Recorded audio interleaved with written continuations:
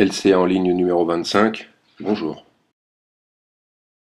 Les auteurs se sont intéressés à la transplantation de patients séropositifs, et plus précisément au don de rein d'un patient séropositif pour un receveur séropositif. Il est important de préciser, nous verrons pourquoi plus tard, que cette étude monocentrique s'est déroulée en Afrique du Sud. Voici le résultat principal de l'étude. Vous voyez deux courbes de survie, à gauche celle du greffon, à droite celle du patient.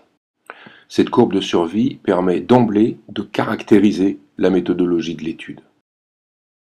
Et oui, comme vous le voyez sur ces figures, il n'y a qu'une courbe, ce qui signifie qu'il n'y a pas eu de groupe contrôle et donc qu'il n'y a pas eu de randomisation. Or, disposer d'une étude randomisée, c'est toujours l'objectif pour atteindre derrière un niveau de preuve maximum. Comme vous le voyez ici, pas d'étude randomisée, pas de niveau de preuve A. Dès lors, la question se pose de savoir comment on peut justifier de ne pas avoir de groupe contrôle, de ne pas avoir de randomisation dans cette étude.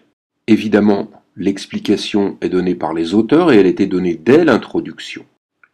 En effet, en raison de contraintes économiques, les patients séropositifs sont exclus d'une part des programmes de dialyse et d'autre part de la transplantation avec des donneurs séronégatifs. En d'autres termes, tout insuffisant rénal qui requiert une dialyse est condamné à court terme. Dès lors, il n'a pas semblé éthique de randomiser les patients, ce qui, de facto, condamnait à court terme la moitié de la population.